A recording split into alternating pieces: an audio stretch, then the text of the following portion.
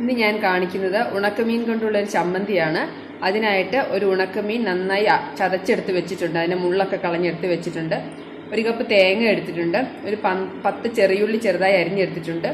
1 teaspoon മുളക് പൊടി, ഒരു 2 കറിവേപ്പില, 2 പച്ചമുളക് ചെറുതായി അരിഞ്ഞത്, പിന്നെ ആവശ്യമുള്ളത് ഉപ്പ് വേണം, ആവശ്യത്തിന് വെളിച്ചെണ്ണ വേണം. ഇത്രയും സാധനങ്ങളാണ് നമുക്ക് ഉണക്കമീൻ ചമ്മന്തി ഉണ്ടാക്കാനായിട്ട് വേണ്ടത്.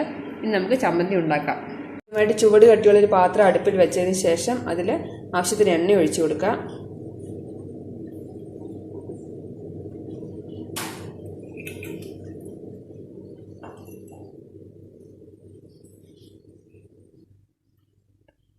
എണ്ണ ചൂടായി കഴിയുമ്പോൾ അതിലേക്ക് നമ്മൾ ചതച്ച് വെച്ചിരിക്കുന്ന ഉണക്കമീൻ ചേർത്ത് കൊടുക്കാം.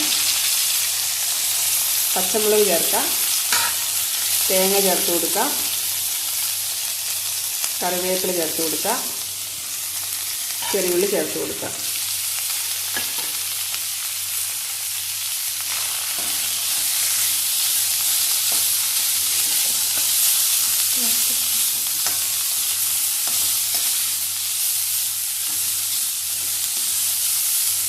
എല്ലാം കൂടി നന്നായി ഇളക്കി കൊടുക്കണം. നമുക്ക് ഇളക്കി വറുത്തെടുക്കണം.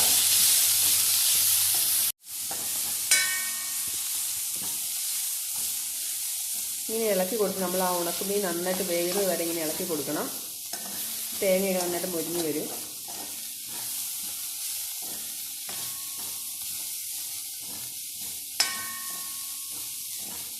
ഈ ചമ്മന്തിക്ക് നല്ല ടേസ്റ്റാണ്. ചോറിൻ്റെ കൂട്ടത്തിലും കപ്പയുടെയും ചക്കയുടെയും കൂട്ടത്തിൽ കൂട്ടാൻ നല്ലൊരു കറിയാണിത്. നമ്മൾ ഉപ്പ് ചേർക്കുന്നത് അതിൽ ഉണക്കമീനിനകത്ത് ആവശ്യത്തിന് ഉപ്പുണ്ടാവും. അത് ആവശ്യമുണ്ടോ നോക്കിയിട്ട് മാത്രം ചേർത്ത് കൊടുത്താൽ മതി.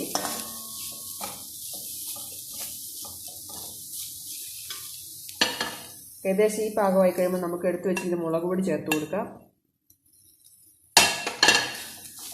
മുളക് പൊടി ഓരോരുത്തരുടെ എരിവിനനുസരിച്ച് പച്ചമുളകിൻ്റെയും മുളക് പൊടിയുടെയൊക്കെ അളവ് കൂട്ടുകയും കുറയ്ക്കുകയൊക്കെ ചെയ്യാം.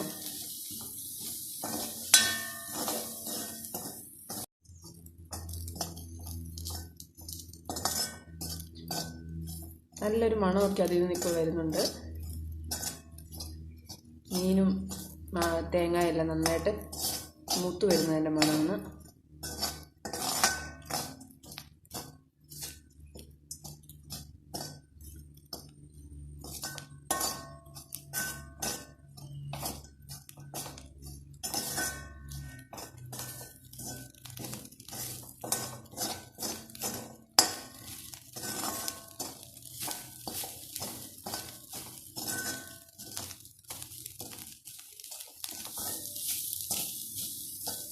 ഏകദേശം ഈ സമയത്ത് ഈ പാകത്തിനായിട്ടുണ്ട് ഉണക്കമീൻ ചമ്മന്തി. കുറച്ചുകൂടി മുരിഞ്ഞെടുക്കണത്.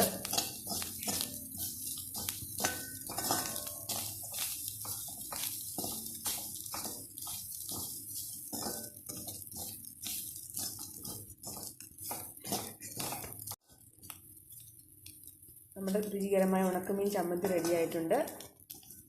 ഈ വീഡിയോ ഇഷ്ടപ്പെട്ടാൽ എല്ലാവരും ട്രൈ ചെയ്ത് നോക്കണം. നമുക്കിത് സെർവിങ് ബൗളിലേക്ക് മാറ്റാം.